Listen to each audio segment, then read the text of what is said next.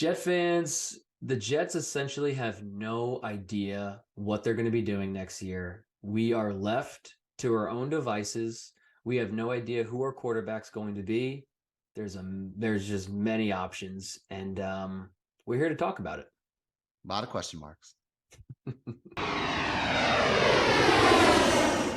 All right, Dan, like you said, dude, we have no idea who our starting quarterback is going to be next season. A lot of we know it's not Zach Wilson. We know it. Well, that's true. We know it's not Zach Wilson. We got know that it's down. not Mike White. A lot of possibilities in the air. Aaron Rodgers, love that. Derek Carr, I like it. Jimmy G, I'd take it. Right. So those are the three big ones. And then you have a bunch of like randos that we could probably get, as like Gardner Minshew and a few others, and like that you probably don't even want to talk about. But the big one, Aaron Rodgers, obviously headline because we hired Nathaniel Hackett as our offensive coordinator. We haven't talked about this yet on camera yet. So obviously, a big hire for us. What are your thoughts right off the bat of Hackett, dude? There are two schools of thought. One, you strictly hired Nathaniel Hackett to lure in Aaron Rodgers. Like some might say that didn't work for the Broncos last year. Yes, exactly. But I mean, the only issue with that is that the Packers were coming off of a MVP year for Aaron Rodgers, and it was like, okay, how can we get rid of this guy? He obviously has tons of talent. Where this year he showed a little bit of digression and was like, all right, maybe this is, so to speak. Yeah, maybe this is his time. Jordan Love has been sitting behind him. It's time for him to finally prove himself. I think Jordan Love might be a free agent, right, this year. Maybe, I don't know. Where I think that he can potentially walk or get picked up by another team. So the Packers are like, we want to see what we have in this guy. We like what we have. And just, it's like, the whole Packers and Aaron Rodgers situation is like, hey, we love each other, but we're not in love anymore, and it's time to move on. Yeah. So maybe Nathaniel Hackett was hired to strictly bring in Aaron Rodgers, or you never know what's going on during Saleh's press conferences. I mean, he essentially didn't allude to that whatsoever. Not that he would have, but would Nathaniel Hackett have been hired if Aaron Rodgers didn't have a possibility of coming here? Like, truly, in that situation, I don't know. I really don't know. Like, what was the premise behind getting Nathaniel Hackett? I'm not 100% sure, but I'm definitely leaning towards the Jets are all in on Aaron Rodgers, and they're going to do everything that they can do to make the New York market enticing as possible for him. They're going to bring old offensive coordinators in. They're going to try to bring in wide receivers. They're going to try to bring in as many offensive weapons as possible to say, hey, this is where you can win a Super Bowl. You haven't done that since I don't know what year he won it. He has one Super Bowl. I don't know what that was. But this is where you can win another one. You want to go out on top? We have all of the intangibles for you to win. We have one of the best running backs in the league. We have Garrett Wilson, who should be a top 10 wide receiver next year. Elijah Moore should flourish under your tutelage as a quarterback. We have maybe we're going to try to bring in DeAndre, what's his name from Hopkins? DeAndre Hopkins. I think if we're attacking Aaron Rodgers, I don't know if Hopkins is still in the cards, but I know, right? Yeah, money wise. But long story short, I kind of digress from the question that you originally asked. I think the Jets are just simply all in on Aaron Rodgers right now. But I'm going to come back to you with another question this is the real issue. I think we know all Jets fans can have a general consensus of like, okay, who do we want? It's Aaron Rodgers. He's going to give you the best chance at making the playoffs, the best chance at making a playoff push, and the best chance at potentially getting the Super Bowl, which is like, it's funny that that's even in the conversation for us, but it is. Like, there's going to be conversations about like, what is going to make the Jets a Super Bowl team? We weren't going to be able to do that 2 years ago, but we can do that right now. So what gives it the best chance? Well, it's Aaron Rodgers. So here's the real issue, because I completely agree with you. It's Aaron Rodgers, it's Derek Carr, and then you have Jimmy G, and it kind of just fades off from there because Lamar Jackson, he's going to be in. I don't know what's going to happen with him, but I don't think he's coming to the Jets. So I don't even want to. Lamar Jackson's getting tagged. I don't even want to entertain the Lamar Jackson story. Here's the real issue, and I want to get your thoughts on this. Aaron Rodgers has been kind of a somewhat of a free spirit. Let's just put it lightly. A very much free spirit. If he is somebody who is going to take his time, who's going to think about this, who's going to figure out what he really wants to do. What team do I want to go to? I can really, he doesn't have to commit to anybody. He doesn't have to make any impromptu, any, quick decisions. So I'm just going to try to figure out what team I want to go to. And he lets it play on and play on and play on. And you have a Derek Carr who's just sitting there. What do you do in that situation? Do you go after the Derek Carr that's sitting there waiting?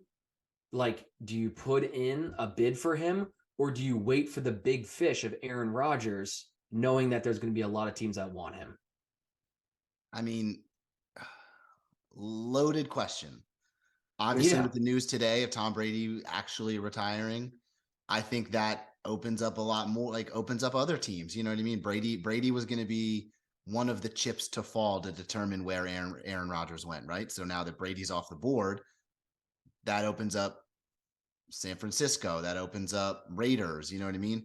Now, I would imagine, and if you believe reports, Green Bay wants to trade him to the AFC. So that cuts a few teams, it cuts the options in half. You know what I mean? So it'll be interesting to see what happens. I don't know if in that case, dude. I agree with you that I think Aaron Rodgers gives us our best chance to succeed. I think, with his buddy Nathaniel Hackett back there, I think that, again, kind of softens the blow of the change from Green Bay to us. But I don't know, man. It's what is Derek Carr going to do? Are our teams going to want to trade for him, or are they going to are they going to lowball because they know he's going to get cut in February? So we still have some time, you know what I mean? He's going to get cut in a few weeks. Dude, so there's too many teams right now that need quarterbacks. Yeah. I mean, there's just too many. I mean, you look at the Raiders, like you just said, you look at the 49ers, like you just said, you look at the Colts, they need a quarterback. The Dolphins are somewhat in on Tua. They don't seem to be interested in anybody else, but you never know what's going on there. You look at the Bucks, like who's going to be now with Tom Brady retiring, the Bucks need a quarterback. You don't think they're going to be all in on Aaron Rodgers? And then you go to the Saints. The Saints have absolutely nobody. The Saints are going to be all in, and now they have Sean Payton. Sean Payton is going to be a huge draw for. Sean Payton went to the Broncos. I'm sorry, went to the Broncos. They don't need a quarterback. Well, I was just connecting the two in my brain. It's late, Gordon. But I mean, I think the Saints are still going to be a huge draw for a quarterback, and I think that they're going to go all in on Aaron Rodgers. I don't think they have anybody really waiting in the wings, essentially. So there are going to be a lot of teams that are going to be willing to pick up an Aaron Rodgers. And now, like you just said, with this whole Tom Brady thing, we thought that he might go to San Francisco. We thought he might go out to, Las Vegas. We didn't know what was going on, but there's going to be a huge market. He's essentially the big fish just waiting in the pond for somebody to grab him. Yeah. And before, literally 2 days ago, I thought the Jets were 70% chance of getting him. And now I'm feeling like it's 40-50% chance, maybe. And that's only if he decides to leave the Packers. Yeah. He could still just say, hey, I just want to stay here. I want to retire as a Packer, or I just want to retire in general. I'm done. Yeah. So many things need to happen for Aaron Rodgers to become a Jet. He needs to say no to every other team out there that offers him all these number one picks. He needs to come back and say, I'm still want to play football after, playing golf all off season. And he has to be all in. And then he has to essentially say, okay, I don't want to retire a Packer. I mean, that is 3 things that need to come to fruition that I don't know if they're going to. Yeah. So some of these other options might start have to become more of a realistic possibility for us, the Derek Carrs and Jimmy G's of the world, because we can't just sit around and wait for Aaron Rodgers to become available when we already know that 49ers are moving on from Jimmy G. They're either going to be all, Trey Lance seems like, they're putting all of their money in his basket, whatever the hell the expression is. Or Brock Purdy, whatever, yeah. Or Brock Purdy, I don't know, torn UCL, whatever. But it looks like they're going to be getting rid of him. So just like you said, again, it's either Aaron Rodgers, which a lot of things need to happen for us to get him. And then the safe play are those 2 quarterbacks. The safest play is a Jimmy G. I feel like we can get him. Yeah. And then there are going to be other teams that are looking at Derek Carr as well. Why wouldn't he want to go to any of these teams? Man, the Panthers, aren't the Panthers looking for a quarterback? Panthers are looking for a quarterback as well. What's stopping them from picking up Derek Carr? And they just So got like, Frank Reich, so that's a very yeah, enticing that's a spot for huge someone. draw now. That's a huge draw. Yeah. So I mean, So ultimately, kind of like you said, dude, it's going to come down to who we get. Obviously, I think, like you said, Rodgers is number one, Derek Carr, Jimmy G, in that order.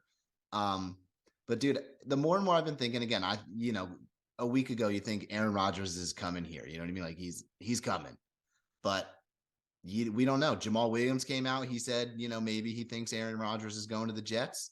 That's exciting in a way. I don't know. It's hard to believe players and friends and whatnot. Um, Multiple sources say he's not coming to the Jets. So it really, we don't know. We can't get in the mind of Aaron Rodgers, nor do I think anyone should want to try to get into the mind. no, it's impossible. He's so cryptic in everything he says. But Um, I also think that there's like a touch of honesty. One of the main reasons, or one of the only reasons, I think that the Jets are a good possibility, even outside of like hiring Nathaniel Hackett, who he obviously has a good relationship with him and Nathaniel Hackett's wife and Nathaniel Hackett's kids and whatever it may be. When he was talking about the Jets, I think it was on the Pat McAfee show like 2 or 3 weeks ago, and he was talking about the Jets, and he was like, we scrimmaged the Jets, a couple years ago, and they really had nobody. There was essentially no one on offense, literally nobody. yeah. And they had a decent defense. And he was like, this new year, it looks like they added somebody from, what is it, Ohio State? And then Pat literally had to be like, yeah, Garrett Wilson. He was like, yeah, they got him, and they got a new running back, and they got, somebody out of Ole Miss. He was like playing like this, I don't know who the Jets are card, Yeah. because I didn't think he wanted to sound like he was very up on who the Jets are and all the talent that they are. Now, mind you, I know that I'm reading into this, and that's what Jets fans do. It's our job, Dan. Yeah, this is what we do. We read into things, we pretend things are realistic when they're probably not. But the amount that Aaron Rodgers was downplaying how good the Jets could be next year if they had a decent quarterback, I think he was doing that because he didn't want to cause a stir, and he didn't want to make it seem like, oh, I know everything about the Jets and I'm interested in them, because he wants to play that inconspicuous game. Yeah, yeah. So that kind of stood out to me. It was like, he's kind of downplaying what the Jets could be with him at the helm. And that was kind of exciting for me. I was like, damn, like maybe he does know a lot more, or Yeah, is a and I little mean, more interested in what we could be. he also came out to say, I think we talked about this the last time, when the speculation was still going on, like he came out and said he doesn't want to be a part of a rebuild right now. You know what I mean? I think the Packers are going through a bit of a rebuild. So he said, but reloads are fun where you're one or two guys away or something like that, I think was the quote. Yep. That to me seems like the Jets. I think we are a quarterback and maybe one more offensive lineman away. We're getting AVT back. We're getting Becton back.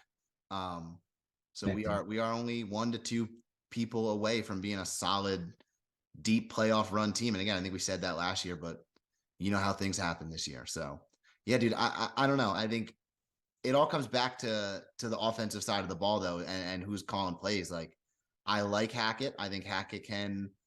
Obviously, we know Hackett can coach Rodgers well, right? He did it, and 2 of Rodgers' best seasons were under him. He made Blake Bortles. Even though Matt LaFleur Matt LaFleur was the one who was calling the Matt plays. LaFleur was calling the It seemed plays. like Hackett was in more of a red zone package. He was in more of the red zone, but again, but even still, yes, I agree. So that's like, you kind of brought it back. Like, why did we hire Hackett? Did we hire him just to lure Aaron Rodgers? I think obviously you'd be silly not to make that connection, right? But when you looked at when we knew that LaFleur was out, what did you want? You wanted a veteran. You wanted a veteran play caller. Hackett, check. You wanted someone who has had success developing a quarterback. Hackett, check. Can work well with an elite quarterback in Rodgers. Made Blake Bortles look like Aaron Rodgers. So Blake Bortles look like Aaron Rodgers. And you wanted experience calling plays. He's done that at Jacksonville. I think he did it at the Bills before that a little bit. And no, he didn't call he didn't call all the plays at the Packers, but he called the red zone plays or their gold package. And what were we god awful in last year? Where couldn't we score? Within the 20-yard line. So I think Hackett checked all of the boxes for what we wanted as a offensive coordinator. But his big red flag is what he did last year at Denver. Yeah, but I don't really buy into that though. Like hey, one, Russell Wilson, what is he? He stinks. He stinks. He's He terrible. stinks. So, like, I think that and it'll be interesting to see what Sean Payton does with Russell Wilson, because I still think that he's going to be horrible. Well, it's you kind of look at it this way. Nathaniel Hackett was a brand new head coach that time, right? Like brand new head coach coming into the Broncos. Russell Wilson is already touted as a Hall of Fame quarterback. Loser. In the power struggle, who just got a $250 million contract? In the power struggle of who's calling plays, or who has input on the offense, who's going to win that battle? Yeah, you're not cutting Russell Wilson. The stinky one, right? So look at it this way. They had to swing big. Like, you got to get an alpha to go over Russell Wilson. And Sean Payton is that alpha to be like, nah, look at my resume. You know what I mean? Like, yeah. Hackett They went all was in. An impressive OC.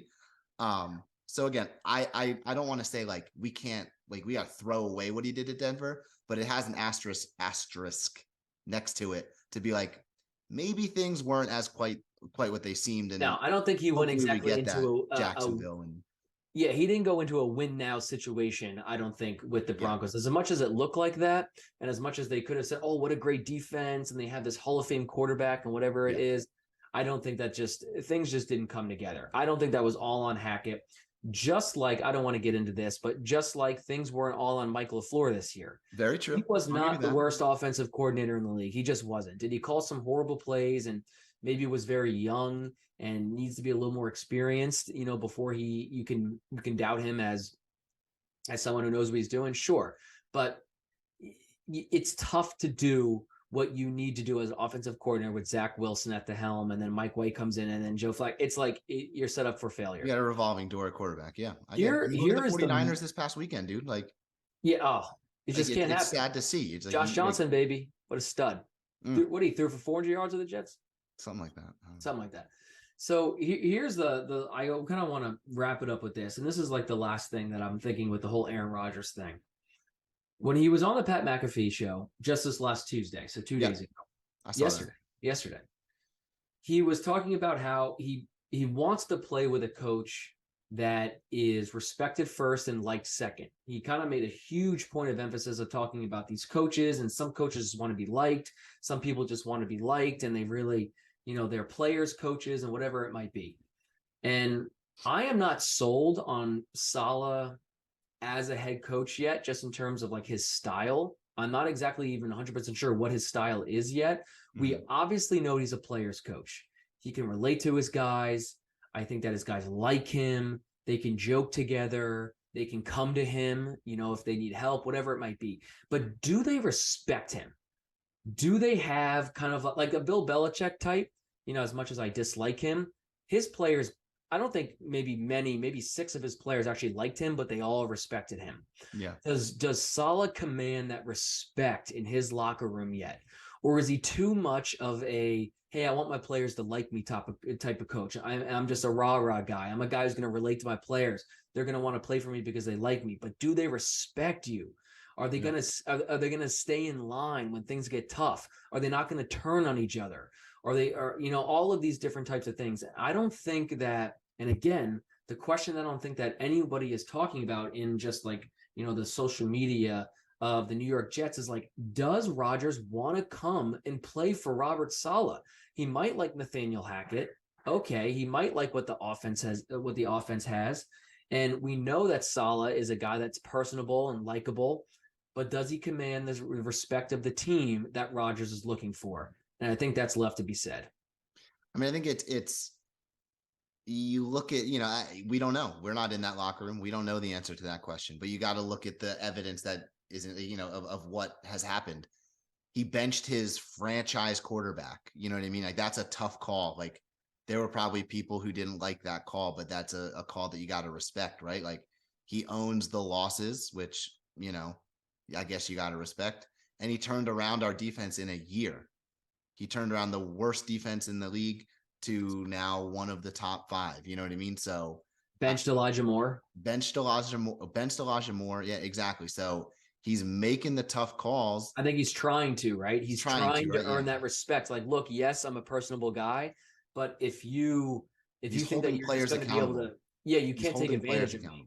you can't take advantage of me just because I'm a likable guy. So I think he's trying to be that, and it takes time.